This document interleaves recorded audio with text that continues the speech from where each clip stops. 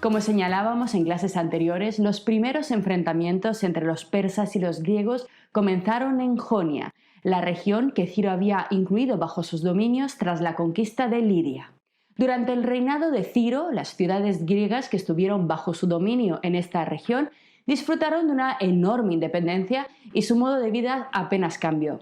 Sin embargo, con la llegada al trono de Darío, esta convivencia pacífica tendría que terminar. El nuevo monarca, el nuevo rey de reyes de los persas, decidió intervenir los gobiernos de todas las polis sometidas, todas aquellas que tenían en esos momentos un modelo político democrático, como era el caso de la propia Mileto, fueron obligadas a abandonarlo totalmente y a aceptar en su lugar una tiranía con un tirano, con un jefe elegido por los propios persas. La polis de Mileto, la cuna de la filosofía, decidió entonces iniciar una rebelión armada, pero cometiendo el error de alzarse contra los persas en solitario. Es decir, decidieron iniciar la revuelta, la guerra por sí mismos y no formalizar antes ningún tipo de apoyo, ningún tipo de acuerdo con otras polis griegas. Cuando el conflicto ya se había iniciado, completamente sobrepasada por las fuerzas persas, que comenzaron a aplastar inmediatamente la revuelta, Mileto pidió ayuda desesperadamente al resto de ciudades-estado griegas. Vamos a leer nuestro primer texto sobre las guerras médicas. Es un fragmento de Heródoto precioso, en el que nos vamos a sorprender al ver al tirano de Mileto, al nuevo tirano de Mileto, efectivamente al tirano que habían puesto los persas para sustituir la democracia, se revuelve contra ellos y comienza a tener audiencias, comienza a viajar a las polis del entorno para pedirles ayuda en la guerra, en la revuelta de Mileto contra los persas. A la primera gran ciudad a la que acudió fue, por supuesto, a Esparta, esperanzado de que su gran ejército les echara una mano. Atentos a lo que nos cuenta Heródoto, es precioso. La narración de las guerras médicas por parte de Heródoto es absolutamente emocionante. De hecho, os aconsejo que si queréis estudiar, si queréis saber acerca de las guerras médicas, dejaros de resúmenes, dejaros de libros sobre libros, dejaros de conferencias, id directamente a Heródoto porque todo el mundo usa la misma fuente. Toda la información sobre lo que pasó está en Heródoto. Así que, ¿por qué os lo voy a contar cuando os lo puedo leer directamente y así vivir juntos, compartir juntos esta increíble aventura griega? Nos dice Heródoto, hablando de la reunión entre el tirano de Mileto y el rey de Esparta. Pues bien, Aristágoras, el tirano de Mileto, era un griego, o sea, los persas no llevaron un dirigente persa para dominar Mileto, sino un propio griego que se ofreció para actuar como rey, como tirano. Pues bien, Aristágoras, el tirano de Mileto, llegó a Esparta cuando Cleómenes detentaba el poder, el rey de Esparta, Cleómenes. Como es natural, mantuvo una entrevista con él, llevando consigo, al decir de los lacedemonios, una lámina de bronce en la que figuraba grabado un mapa de toda la tierra. Esto ya lo hemos visto en cursos anteriores. Los griegos tenían ya mapas cartográficos en los cuales se podían ya analizar y estudiar las diversas regiones del mundo conocido por ellos entonces. Lo hemos visto en Las nubes de Aristófanes, en esa comedia sobre Sócrates, donde también aparecía un mapa. Pues una vez más vemos que tenían mapas cartográficos. Así que traía una lámina de bronce en la que figuraba grabado un mapa de toda la tierra, así como la totalidad del mar y todos los ríos. Y en el curso de la entrevista, Aristágoras le dijo lo siguiente: Cleómenes, no te extrañes por mi interés de venir hasta aquí, pues la situación en la actualidad es la siguiente. Los hijos de los jonios son esclavos en lugar de hombres libres, lo cual constituye para nosotros una amargura inmensa, pero también lo es para vosotros más que para otros griegos, por cuanto que estáis a la cabeza de la Hélade. Aquí está Aristágoras haciéndole la pelota a los espartanos, diciéndoles que son la polis más potente, más poderosa, y de hecho lo eran en esos momentos, para que les ayudara, para que enviara al ejército espartano a echarles una mano con los persas. En esta tesitura, liberad por los dioses de Grecia de su actual esclavitud a los jonios, un pueblo de vuestra misma sangre.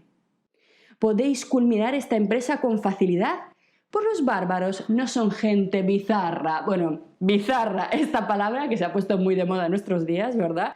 y que generalmente se traduce como raro, pero no. El significado de la palabra bizarra es valiente. Los persas no son gente bizarra, no son valientes, mientras que vosotros en el terreno militar habéis alcanzado las máximas cuotas en razón de vuestro arrojo, peloteando para conseguir el acuerdo. Por otra parte, sus armas de combate son las siguientes: arcos, flechas y una lanza corta. Y van a la batalla con pantalones. Una vez más, esta gente que se va a combatir, que va a la guerra con pantalones y con turbantes en la cabeza, de manera que resultan una presa fácil. Está claro que para matar la falda griega era mucho más adecuada. Ya os dije que esta obsesión con los pantalones aparece constantemente en la literatura clásica griega. Además, los habitantes de ese continente poseen más riquezas que todos los demás pueblos de la tierra juntos. Principalmente oro, pero también cuentan con plata, cobre, ropas recamadas, acémilas y esclavos. Todo esto, espartanos, solo con desearlo de veras, podría ser enteramente vuestro. Además de pedirles ayuda, les enseña las ventajas que ganarían los espartanos si iniciaran, fijaros, una guerra contra los persas. Es lo que les está pidiendo el tirano Aristágoras. Entonces Cleómenes le replicó en los siguientes términos: extranjero milesio, no hermano griego, extranjero milesio, aplazo la respuesta que he de darte hasta dentro de 2 días. Tenía que reunirse el consejo de espartanos para pensar. Cuando llegó el día fijado para la respuesta y se presentaron en el lugar convenido, Cleómenes le preguntó a Aristágoras cuántos días de camino había desde el mar de Jonia hasta la corte del rey persa. Quería saber la distancia exacta entre Esparta y el lugar ese de Persia donde estaba la corte del rey y todo aquel oro. Pero Aristágoras, que iba actuando en todo momento con astucia y que lo estaba embaucando hábilmente, en aquel instante cometió un error, pues cuando no debía decir la verdad, si realmente quería traer a los espartanos a Asia, resulta que respondió diciendo que había 3 meses de camino.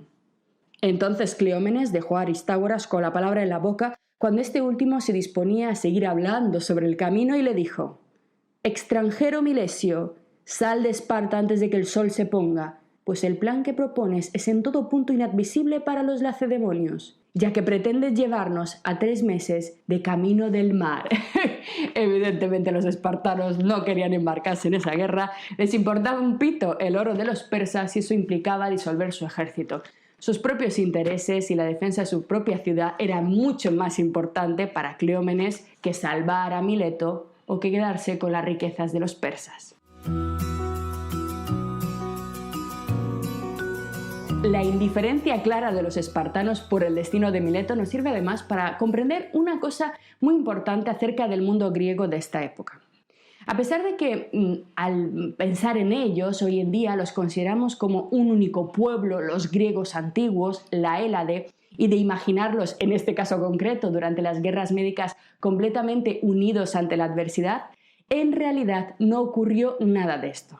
No solo cada polis estaba ferozmente enfrentadas a las demás, sobre todo a las que estaban cerca de ella, porque rivalizaban por los mismos recursos y los mismos territorios en una orografía, en un territorio como el griego, en el que no hay realmente mucho espacio para cultivar, mucho espacio para extenderse, habiendo guerras constantes entre las polis, sino que además, en cuanto comenzó la invasión de los persas de la región de la Hélade, como os decía antes, las traiciones fueron absolutamente constantes.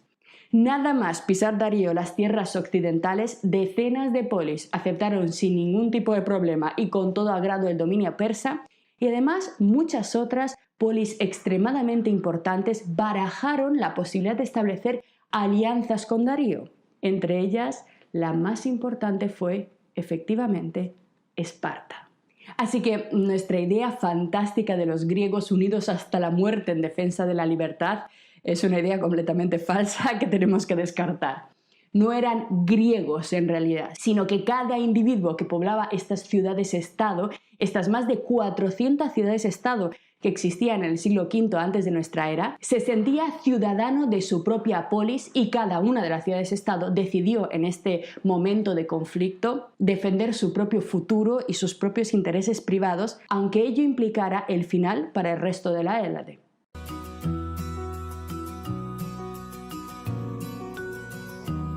Frente a Esparta, que era una potencia militar pero eminentemente continental, es decir, que desarrollaba sus actividades económicas y extraía su riqueza del continente, Atenas, por su parte, era una potencia, una ciudad que se alimentaba del mar. El control del comercio marítimo por parte de los persas, por tanto, puso en peligro la propia existencia de la ciudad y, completamente interesada por mantener su dominio sobre el mar, Atenas sí, aunque Esparta no, Atenas sí decidió intervenir en ayuda de Mileto. Pero tampoco creéis que Atenas se dejó la vida en ello, porque ante la desesperada súplica de ayuda de los jonios, Atenas solamente les envió 20 barcos de guerra, 20 trirremes de guerra, a los cuales se unieron otros 5 de Eretria, que era otra ciudad marítima igualmente interesada en mantener a los persas lejos del mar. Ninguna otra polis, absolutamente ninguna otra ciudad, acudió en ayuda de Mileto. Vamos a ver, volviendo a Heródoto, cómo fueron las negociaciones del tirano, de Aristágoras, en este caso en Atenas, porque evidentemente en cuanto los espartanos le mandaron a freír pimientos, se fue a otras ciudades a seguir mendigando la ayuda. Fijaros qué diferencia entre el modo en el que nos cuenta Heródoto que actuó Cleómenes, el rey de Esparta, y la forma en la que Aristágoras se dirige a Atenas y cómo se toman las decisiones en Atenas. Vamos a ver una clara representación de la asamblea democrática. Ya veréis que es algo bastante distinto, pero quizá no tan positivo. Vais a ver qué irónico es Heródoto. Nos dice: Aristágoras de Mileto, que había sido expulsado de Esparta por el lacedemonio Cleómenes, llegó a Atenas, pues esta ciudad era la más poderosa del resto de Grecia. Aquí se empieza a fraguar el enfrentamiento futuro entre las dos grandes potencias griegas: Esparta, la potencia militar continental, y Atenas, la gran talasocracia, la gran potencia imperialista del mar. Estas eran las dos referencias, los dos pueblos enfrentados del futuro de Grecia: Esparta contra Atenas. Pues Atenas era la más poderosa del resto de Grecia. Y una vez en presencia del pueblo, aquí no se reúne en privado con el rey de Esparta, sino en presencia del pueblo ateniense. Y una vez en presencia del pueblo, Aristágoras repitió lo mismo que manifestara en Esparta a propósito de las riquezas de Asia y de la manera de combatir a los persas. El mismo discurso lo iba soltando por todas partes, a ver si alguien picaba, haciendo hincapié en que no empleaban escudos ni lanzas y en que resultarían una presa fácil. Estos fueron en suma los argumentos que esgrimió, y a lo dicho agregó que los milesios eran colonos de los atenienses. Efectivamente, eran descendientes de atenienses que habían viajado hasta Jonia y se habían instaurado allí. Y a esto agregó que los milesios eran colonos de los atenienses, por lo que, en buena lógica, cabría esperar que estos últimos, que constituían una gran potencia, les brindarían protección.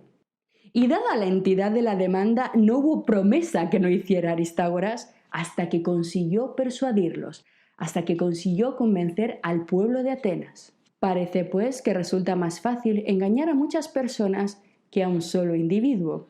Si tenemos en cuenta que Aristágoras no pudo engañar a una sola persona, a Cleómenes, y que en cambio logró hacerlo con 30.000 atenienses, como se está burlando Heródoto del sistema democrático, pero vemos el claro contraste. El caso es que los atenienses se dejaron convencer y en la votación que tuvo lugar decidieron enviar 20 naves en auxilio de los jonios, poquísimas, muy pocas. Estas naves, por cierto, fueron un germen de calamidades tanto para los griegos como para los bárbaros. Los atenienses entraron en la guerra, se implicaron poniéndose del lado de los milesios contra los persas, y esto cambiaría el rumbo de la historia de Occidente.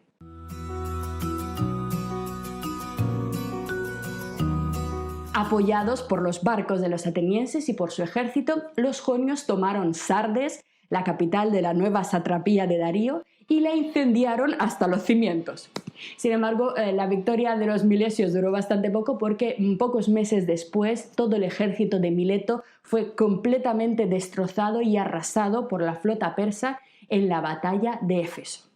En venganza por esta rebelión, Mileto, la cuna de la filosofía, fue completamente destruida por los persas y sus mujeres y niños llevados a Persia como esclavos. Atentos a cómo nos lo cuenta Heródoto.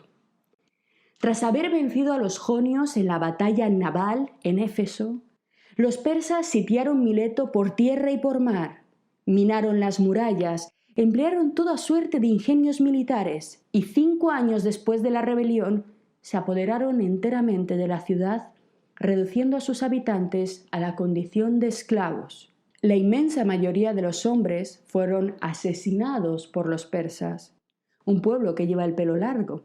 Fijaros qué comentario en medio de esta horrible descripción, una vez más, la estética, la forma de vestir de los persas que llama la atención a Heródoto. De hecho, en los textos clásicos siempre encontramos la referencia el medo de larga cabellera. Es una forma de referirse también a los persas. Así que la inmensa mayoría de los hombres fueron asesinados por los persas, un pueblo que lleva el pelo largo. Las mujeres y los niños pasaron a engrosar el número de sus esclavos, y el santuario de Dídima, tanto el templo como la sede del oráculo, fue saqueado e incendiado. Acto seguido, los cautivos milesios que quedaron con vida fueron conducidos a Susa, la capital de Darío. El rey Darío entonces no les causó el menor daño, limitándose a instalarlos a orillas del mar que recibe el nombre de Eritreo, en la ciudad de Ampe, en cuyas inmediaciones desemboca en el mar el curso del río Tigris.